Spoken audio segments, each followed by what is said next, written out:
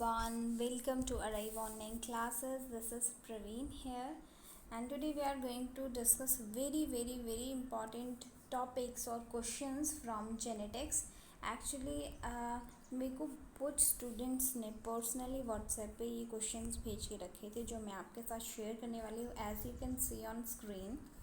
तो ऐसे क्वेश्चन जो है वो कंफ्यूज कई बार कर देते हैं, तो वही क्वेश्चंस के बारे में बात करेंगे जो बहुत इंपॉर्टेंट है इस चैप्टर से और बहुत बार पूछे गए हैं। और कई बार यही सेम क्वेश्चन जो है वो घुमा फिरा के पूछे जाते हैं। देखिए यहाँ पे सिंपल सा क्वेश्चन है, लेकिन इसका जो आंसर है उसको निकालने में थोड़ा सा टाइम लग जाता है। ठीक है, क्वेश्चन है a cross is made between the toll P plant having green pot and dwarf pea plant having the yellow pods. Number of tall plants in F2 generation out of 16 would be. तो पहले यहाँ पे आपको understand करना है tall plant green pod मतलब 2 characters के बारे में बात की गई है, मतलब 2 एलील्स की बात की गई है यहाँ पे। अब यहाँ से क्या पता चलता है आपको कि यहाँ पे डाई हाइब्रिड क्रॉस होना है। पहली बात, अगर आपको ये पता चल गया कि क्रॉस कौन सा होना है तो आपका आंसर फटाफट निकल जाएगा। अब मैं आपको इसका आंसर बता देती हूँ कि कैसे निकलता है ये आंसर। तो देखिए क्या बोला इन्होंने, टॉल प्लांट है और उसकी पॉड्स कैसी हैं, ग्रीन है, तो स्मॉल वाई लिख लेते हैं। उसको क्रॉस किसके साथ किया, ड्वार्फ प्लांट के साथ। ठीक है, स्मॉल टी और येलो उसकी पॉड है तो कैपिटल टी आ जाता है। जब इनका क्रॉस होगा तो क्रॉस के बाद यहाँ पे गैमीट्स क्या बन जाएंगे, कैपिटल टी स्मॉल वाई और यहाँ पे स्मॉल टी कैपिटल वाई, यहाँ पे गैमीट बन जाएंगे। और तो हमारे पास क्या आ जाएगा F1 जनरेशन में capital T small T capital Y small Y, hybrid आ गया और ये है आपकी F1 जनरेशन, राइट। अब F2 जनरेशन पूछा है, वहाँ पे F2 जनरेशन पूछा है, तो ये जो हमारे पास एक इंडिविजुअल F1 जनरेशन में आया, इसके गैमीट्स बना के हम डाई हाइब्रिड क्रॉस जो है वो बनाएंगे। वो कैसे बनेगा, फिर इसको आपको पूरा सॉल्व करना पड़ेगा। ठीक है, 4 ब्लॉक्स इसमें इस तरीके से बनते हैं स्टूडेंट्स। ठीक है, अब यहाँ पे आप इसको खुद सॉल्व करेंगे, मैं जस्ट बताऊंगी। हमारे पास क्या था, capital T small T capital Y small Y, ये था। इससे गैमीट्स कैसे बनेंगे, कैपिटल टी के साथ कैपिटल वाई आ सकता है, कैपिटल टी के साथ स्मॉल वाई आ सकता है। ठीक है, ये दूसरा गैमीट है। तीसरा बन जाएगा स्मॉल टी के साथ कैपिटल वाई, स्मॉल टी के साथ स्मॉल वाई। सेम एग्जैक्ट हम इस साइड भी लिख देते हैं। ठीक है, ऐसे लिख देंगे आप लोग, दूसरी साइड भी। और फिर इसका आप पूरा इसको कैसे, जैसे मैं एक ब्लॉक बना देती हूँ, तो पहले इसको कंसीडर करेंगे। यहाँ पे आ जाएगा कैपिटल टी कैपिटल वाई, है ना। तो पूरा आप इसको भरेंगे तो आपके पास आंसर आएगा, जिसमें आप देखोगे जो आपके पास पूछा गया है total number of tall plants. ठीक है, टॉल प्लांट पूछ, जहाँ पे भी आपको कैपिटल टी या कैपिटल टी स्मॉल टी दिखेगा, सिर्फ यही देखना, आपने वाई वाला नहीं देखना, बस उसको काउंट करना है कितने हो जाएंगे। टोटल आप काउंट करोगे तो 12 नंबर उसका होगा। ठीक है, इसको सॉल्व करेंगे अच्छे से, खुद करेंगे, आपको हमेशा याद रहेगा। ओके, तो ये क्वेश्चन का आंसर इस तरीके से होता है। मेन चीज़ यहाँ पे ध्यान रखनी है कि डाई हाइब्रिड क्रॉस पूछा है या मोनो हाइब्रिड क्रॉस पूछा है। 2 करेक्टर के बारे में बात की जाए, 2 करेक्टर्स हों तो हमेशा ही डाई हाइब्रिड क्रॉस होता है। एक ही करेक्टर हो अगर तो वहाँ पे मोनो, अगर सिर्फ टॉलनेस बोला होता, पॉड्स की बात नहीं होती, तो वो मोनो हाइब्रिड क्रॉस में आ जाता, राइट। तो इस तरीके से इसका आंसर हो जाता है। ओके, तो answer will be option C 12 इसका आंसर था। मैंने कैलकुलेट किया तो इसका 12 आंसर आया। नेक्स्ट ये क्वेश्चन ये भी कंफ्यूजिंग रहता है, if the diploid number of यहाँ पे flowering plant is 36, flowering plant का किसी का डिप्लॉयड नंबर हमें दिया है 36, what would be the number of chromosome number पूछा गया है, what would be the chromosome number in endosperm. ठीक है, तो यहाँ पे कुछ भी नहीं है, सिंपल है। जिसको पता है, जिसने एंजियोस्पर्म पढ़ रखा है, जिसने क्लास +2 का सेकेंड चैप्टर पढ़ रखा है अच्छे से, उसको पता है कि फ्लावरिंग प्लांट का जो एंडोस्पर्म होता है वो ट्रिप्लॉइड होता है ना। हैप्लॉइड के लिए स्टूडेंट्स हम n लिखते हैं, डिप्लॉइड के लिए 2n लिखते हैं, 3n हो गया ट्रिप्लॉइड, इस तरीके से। तो डिप्लॉइड नंबर आपको देखे रखा हुआ है, दैट इज़ 36, है ना। तो आपको ट्रिप्लॉइड बताना है कितना होता है, तो 36 का हाफ क्या हो जाएगा 18, तो 36 में 18 जब आप प्लस कर दोगे तो आपका आंसर आ जाएगा 54। तो ट्रिप्लॉइड नंबर आपका क्या आ जाएगा 54। इस तरीके से ही आंसर आया, ठीक है। हैप्लॉइड निकाला आपने 18, तो ट्रिप्लॉइड हो जाएगा 18 प्लस 18 प्लस 18, वो आ जाएगा 54, ठीक है। तो आंसर विल बी 54। ओके, इस तरीके से हो गया। तो नेक्स्ट क्वेश्चन है polypeptide chain ends at the codon. अब ये जो है आपका क्वेश्चन पूछा गया है जेनेटिक कोड वाले क्वेश्चन से, ठीक है, जेनेटिक कोड वाले। तो मैंने किसी ना किसी वीडियो में पहले ये डिस्कस किया था, मुझे एग्जैक्टली याद नहीं है कि कौन सी वीडियो में। एक जेनेटिक्स से हमने एमसीक्यूज किए हैं, उसमें भी थोड़ा सा मैंने डिस्कस किया है कि आपको लर्न करनी है जेनेटिक कोड में, आपको क्या क्या लर्न करना है मैं बता देती हूँ। वन इज़ कि आपको पता होना चाहिए इनिशिएशन कोडोन क्या होता है, इनिशिएशन कोडोन। फिर सेकंड आपको पता होना चाहिए कि स्टॉप कोडोन्स कौन से होते हैं, जिनको टर्मिनेशन कोडोन भी कहते हैं और नॉनसेंस कोडोन भी कहते हैं, क्योंकि वो प्रोसेस को टर्मिनेट करते हैं। जो इनिशिएशन कोडोन है वो एक ही है, वो एक ही कोडोन आपको लर्न करना है। स्टॉप कोडोन 3 है, वो तीनों याद करने हैं, उनका सीक्वेंस याद करना है। स्टॉप कोडोन से जो ये वाला क्वेश्चन है, स्टॉप कोडोन से पूछा गया क्वेश्चन है, बोला गया जो पॉलीपेप्टाइड चेन बन रही है, ठीक है, जब पॉलीपेप्टाइड चेन बन रही होती है उसको स्टॉप करने के लिए यहाँ पे आके जो है वो स्टॉप कोडोन आता है और इस चेन की फॉर्मेशन को स्टॉप करता है, ठीक है, तो टर्मिनेट करता है। तो एंड में, ठीक है, उस चेन के एंड में कौन सा कोडोन होगा जो उसको बंद करेगा, वो पूछा गया है यहाँ पे। तो यहाँ पे ऑप्शन में डायरेक्ट आपको नहीं दिया गया है, ऑप्शंस में उसका नाम नहीं दिया गया है, ना ही उसका सीक्वेंस दिया गया है, तो कैसे आप आइडेंटिफाई इसको करोगे, लेट्स सी दैट। यहाँ पे पहले मैं आपको बता देती हूँ कि इसका आंसर क्या हो जाएगा। स्टॉप कोडोन्स को हमने देखना है, क्या देखना है हमने, स्टॉप कोडोन को। तो कौन कौन से होते हैं वो स्टॉप कोडोन, एक होता है UAA, दूसरा होता है UAG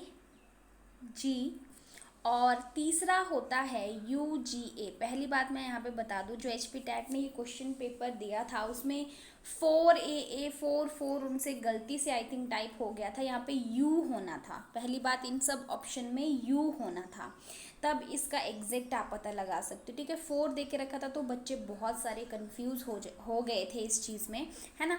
तो यहाँ पे U होना था। अब आप देखो इन तीनों में से कौन सा मैच हो रहा है, इनमें से कौन सा मैच हो रहा है, तो आपका जो है ऑप्शन ए जो है वो मैच हो रहा है। तो इसका आंसर ऑप्शन ए हो जाएगा, क्योंकि वहाँ पे ये वाला कोडोन प्रेजेंट है, ये एक स्टॉप कोडोन है।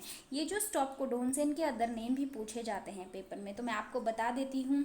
एक है UAA, इसका जो अदर नेम है स्टॉप कोडोन है और इसको ओकर कहते हैं, है ना, लिख लो इसे। सेकंड है आपका UAG, इसको जो है अंबर कहते हैं, इसका जो अदर नेम है that is Ambar.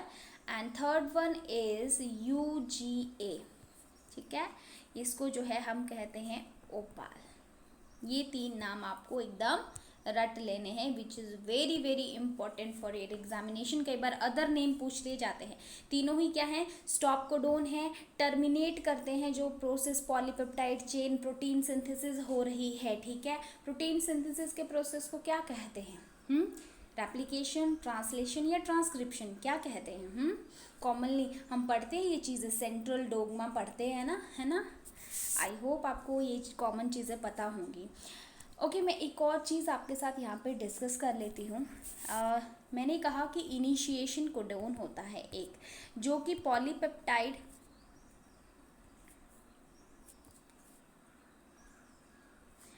Polypeptide chain को स्टार्ट करता है, बनना जो है उसका वहाँ से शुरू होता है।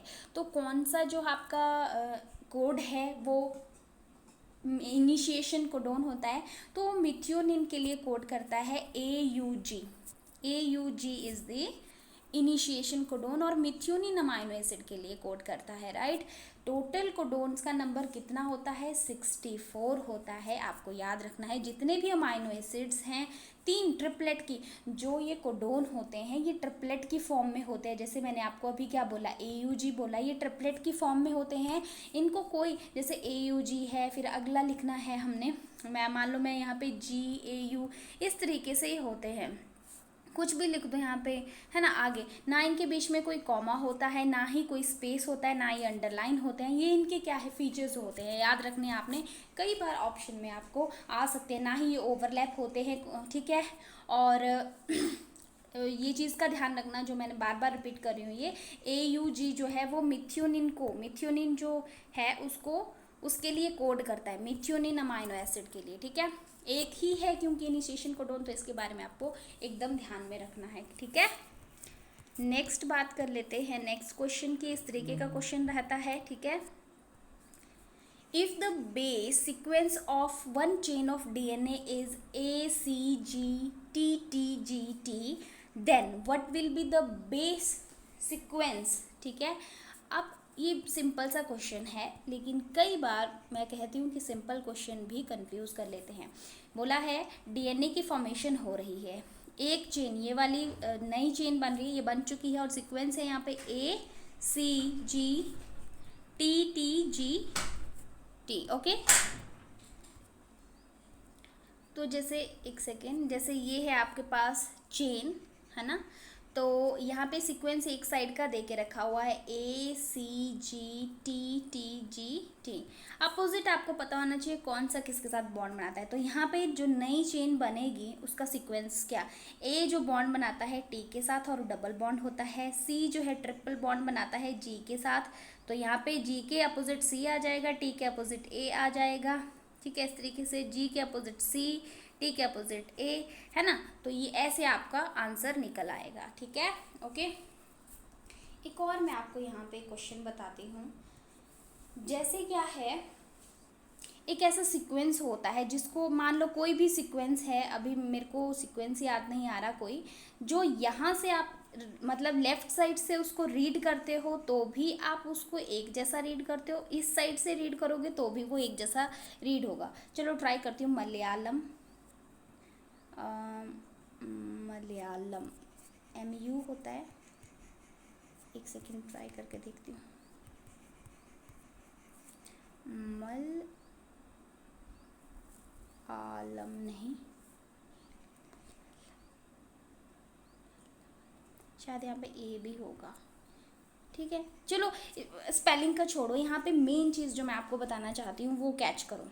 मान लो ये स्पेलिंग है, ठीक है। अब ये ही स्पेलिंग है, M यहाँ पे है, M यहाँ पे भी है, U यहाँ पे है सेकंड नंबर पे, U सेकंड नंबर पे, यहाँ पे L थर्ड नंबर पे, L थर्ड नंबर पे, फिर A और Y बीच में, ठीक है। इसको आप यहाँ से रीड करोगे तो भी वैसा ही सीक्वेंस आ रहा है, यहाँ से रीड करोगे तो भी वैसा ही सीक्वेंस आ रहा है।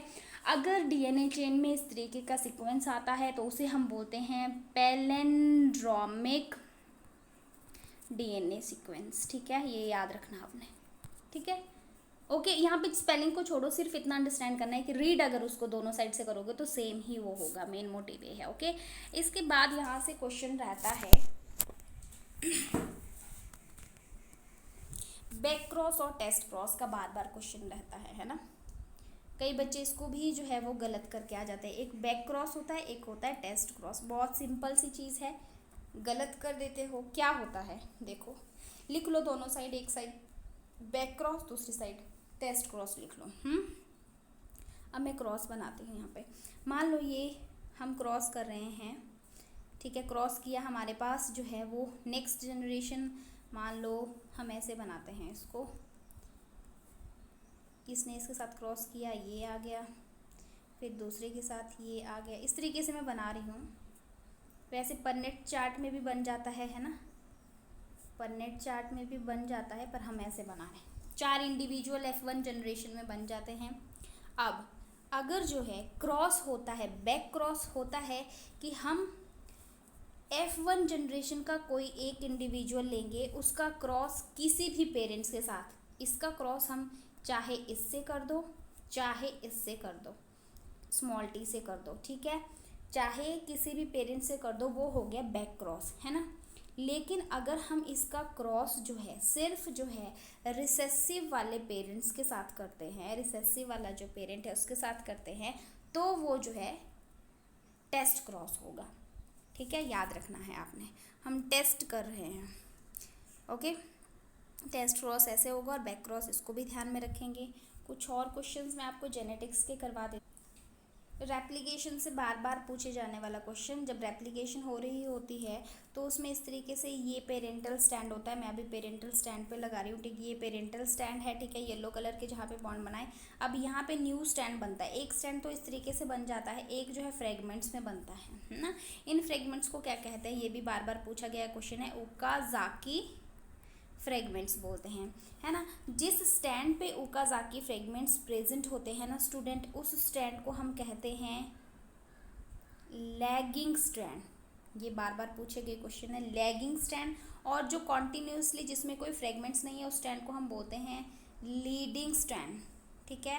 ये दोनों ही बहुत ज़्यादा इंपॉर्टेंट क्वेश्चन है, यहाँ पे नोट कर लीजिए। ओकाज़ाकी फ्रेगमेंट क्या होते हैं और लैगिंग और लीडिंग स्टैंड क्या होते हैं। न्यूली सिंथेसाइज्ड स्टैंड है ये, ठीक है। नेक्स्ट हम देखते हैं रेप्लिकेशन में जो न्यू स्टैंड बनता है वो कौन सी डायरेक्शन में बनता है। तो हमेशा याद रखना 5 to 3 वो उसकी डायरेक्शन होती है। इसलिए जैसे मैं आपको यहाँ पे बता देती हूँ, मान लो ये 3 है, ये 5 एंड है। ये 3 एंड क्यों होता है, 5 क्यों होता है, मैं वीडियो में डीएनए वाली वीडियो में डिस्कस कर चुकी हूँ। डीएनए का डीएनए टेस्ट आपको मिल जाएगी video bye DNA by arrive online classes करके सर्च कर लेना। अब यहाँ पे मान लो ये स्टैंड इस तरफ को बन रहा है, तो यहाँ पे इसका 3 एंड होगा, 5 मतलब ये इस साइड को बनेगा, ठीक है। तो दूसरा स्टैंड किस तरफ को बनेगा, इस तरफ को बनेंगे, है ना, फ्रेगमेंट्स इस तरफ को। तो ये मैंने आपको क्वेश्चन बताया इसी चैप्टर से। ये चैप्टर आपका है principle of inheritance and variation 5 chapter. एक टॉप 100 एनसीईआरटी क्लास +2 की प्लेलिस्ट में पूरा चैप्टर करवाया है, इसको एक बार देख लें क्योंकि यहाँ से बहुत ज़्यादा क्वेश्चन पूछे जाते हैं। एक क्वेश्चन यहाँ पे मैं बता दूँ, क्लाइनफेल्टर सिंड्रोम और टर्नर सिंड्रोम बहुत बार पूछा जाता है, पूरा नाम लिख लेंगे आप, ठीक है। तो क्लाइनफेल्टर सिंड्रोम में क्या होता है कि आपकी एक एक्स्ट्रा कॉपी आ जाती है एक्स क्रोमोसोम की, ठीक है। एक एक्स्ट्रा कॉपी आ जाती है किसकी, एक्स क्रोमोसोम की। और टर्नर सिंड्रोम में क्या होता है, यहाँ पे एक एक्स क्रोमोसोम गायब हो जाता है, X0 वाली कंडीशन आ जाती है फीमेल्स में, ठीक है। ये आपको दोनों याद रखना है, ये पूछा जाता है बार बार क्वेश्चन, ओके।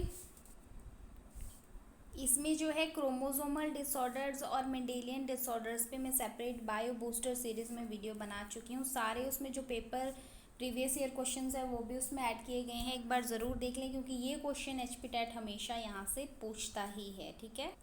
नेक्स्ट यहाँ पे एक टर्म है दैट इज़ लोकस। ये लोकस क्या होता है, ये क्रोमोसोम, मान लो एक क्रोमोसोम है, उसका कोई पोर्शन है, ये वाली साइट है जहाँ पे कोई जीन प्रेजेंट होगा, पर्टिकुलर जीन की जो पोजीशन है किसी क्रोमोसोम पे, उसको हम लोकस कहते हैं। एलील क्या होता है, एलील भी आता है अल्टरनेटिव फॉर्म ऑफ, इस तरीके से आता है कि alternative forms of gene is known as allele, ठीक है। ये चीज़ आपको ध्यान रखना है, अल्टरनेटिव उसकी जो फॉर्म होती है उसको एलील कहते हैं, राइट। इसके बाद और क्वेश्चन देखते हैं हम। सबसे पहले जो क्रोमोसोम हैं उनको किसने देखा है, ठीक है। क्रोमोसोम को सबसे पहले किसने देखा है, तो ये हैं आपके विलियम फ्लेमिंग ने देखा है, ठीक है। सालमेंडर की सेल्स में इसने इसको देखा था, ओके। नेक्स्ट क्वेश्चन इज फिनाइलकीटोनुरिया, ठीक है, एक डिजीज़ है। कई बार देखो मेंडेलियन और ये जो आपके क्रोमोसोमल डिसऑर्डर्स हैं इनको मैं बताती हूँ आपको कैसे पूछ सकते हैं। जैसे मान लो फिनाइलकीटोनुरिया इज टाइप ऑफ, ऑप्शन में दे दिया recessive disease, dominant disease, both, इस तरीके से क्वेश्चन आ सकता है। और आ सकता है जैसे आ सकता है ऑटोजोमल है, ठीक है, ऑटोजोमल है या सेक्स लिंक्ड डिजीज़ है, इस तरीके से पूछ सकते हैं। ऑटोजोमल वर्ड का मतलब हो जाता है कि जो हमारे क्रोमोसोम, हमें पता है 46 पेयर में से जो 44 पेयर्स होते हैं वो ऑटोजोमल होते हैं और 2 पेयर्स जो है वो सेक्स क्रोमोसोम होते हैं, ओके। यहाँ पे आप एक और चीज़ याद रखोगे फिनाइलकीटोनुरिया से, क्या चीज़ याद रखोगे आप, दैट इज़ कि ये एक जो है वो रिसेसिव डिजीज़ है, डोमिनेंट डिजीज़ नहीं है। और ये क्या है, ऑटोजोमल डिजीज़ है। और क्रोमोसोम नंबर 12 पे जब गड़बड़ी हो जाती है तो ये डिजीज़ जो है राइज होती है। डिटेल इसकी मैं आपके साथ डिस्कस कर चुकी हूँ। मेंडेलियन जेनेटिक डिसऑर्डर जो मैंने वीडियो 2 प्रिपेयर किया था उसको जाके ज़रूर देख लें। एक क्वेश्चन और बता देती हूँ, सिकल सेल अनीमिया से क्वेश्चन, ये भी एक जो है रिसेसिव डिजीज़ है और ये भी एक क्या है, ऑटोजोमल डिजीज़ है। ठीक है, जो ऑटोजोम क्रोमोसोम से हमारे रिलेटेड होती है और इसके लिए जो क्रोमोसोम नंबर होगा दैट इज़ 11। ठीक है, 11 इसका क्रोमोसोम नंबर हो जाता है।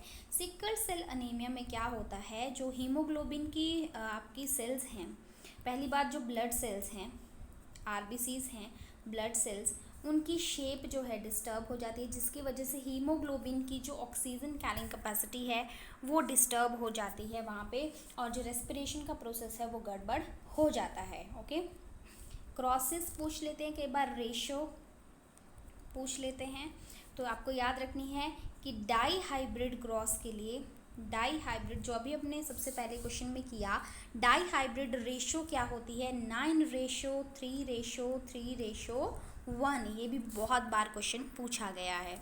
So this is all about for today. Thank you so much for watching. Yes, हमने जो भी प्रीवियस ईयर, अब ये लास्ट टाइम रिवीजन सीरीज़ आपके लिए बहुत इंपॉर्टेंट होने वाली है, तो कुछ क्वेश्चंस जो मुझे लगता है कि बहुत बार पूछे गए हैं और बहुत ज़्यादा इंपॉर्टेंट है, वो ही हम सबसे पहले डिस्कस करेंगे। Okay, thank you so much for watching. Bye bye, have a nice time. आप हमारे चैनल को सब्सक्राइब कर सकते हैं और देख सकते हैं बहुत सारी डिफरेंट प्लेलिस्ट में डिफरेंट वीडियोस।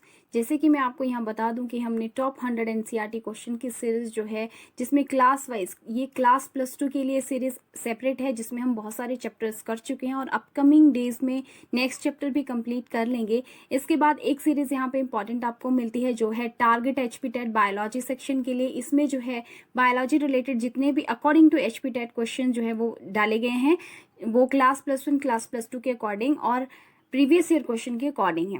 एक रीसेंट हमने सीरीज शुरू की है that is target HPTET chemistry section, और इसमें भी इंपॉर्टेंट केमिस्ट्री के बेसिक्स जो है वो रहते हैं। एक प्लेलिस्ट आपको मिल जाएगी जिसमें बायोमॉलिक्यूल हमने जो है वो कंप्लीट किया है, बायोमॉलिक्यूल के बेसिक प्लस इसमें सारे नोट्स भी आपको मिल जाएंगे। ये जो प्लेलिस्ट है इसमें HPTET से रिलेटेड जो नोटिफिकेशन वगैरह होता है उसको हम जो है अपलोड करते हैं। इसके बाद जो है बायो बूस्टर सीरीज आपको मिल जाएगी वेरी इंपॉर्टेंट टॉपिक्स के लिए, जिसमें आपको कुछ टॉपिक्स की ट्रिक्स और हैक्स में मिलेंगे।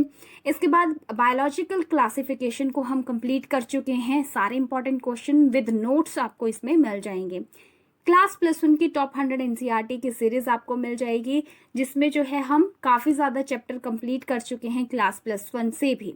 किंगडम एनिमेलिया के लिए सेपरेट एक वीडियो जो है वो प्लेलिस्ट आपको मिल जाएगा, जिसमें हमने कोर डेटा की क्लासेस को अभी डिस्कस नहीं किया है, रेस्ट हमने सारे के सारे फाइलम्स उनसे रिलेटेड क्वेश्चन जो है डिस्कस कर लिए हैं। इसके बाद HPTET की प्रीवियस ईयर क्वेश्चन की सीरीज है, क्लास 9 की बायोलॉजी है, ठीक है। और इसके बाद आप देख सकते हैं कि इसमें आपको जो है, इसके बाद आप देख सकते हैं क्लास +2 की रिप्रोडक्शन इन ऑर्गेनिज्म की जो है वीडियोस आपको मिल जाएंगी, 10th क्लास के CBSE NCERT की जो है वीडियोस आपको मिल जाएंगी, और ह्यूमन फिजियोलॉजी सेक्शन जो है वो क्लास +1 का डिटेल्स इसमें आपको मिल जाएंगी, जो कि बहुत इंपॉर्टेंट रहता है। So these are very very important playlist for you. You can go through the channel and watch the different videos. They may be helpful for your examination. Thank you so much for watching. Bye.